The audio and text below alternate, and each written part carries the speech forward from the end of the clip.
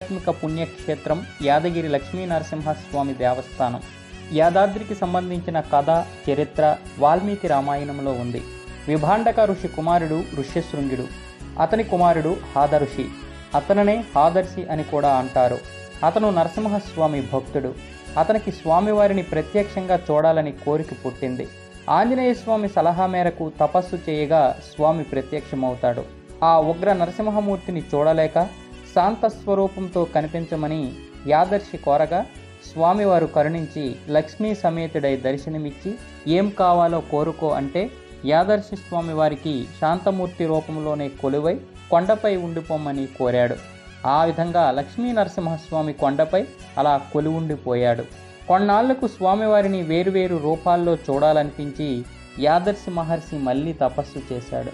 అతని కోరిక మేరకు స్వామివారు జ్వాల, యోగ, నంద, గండబేరు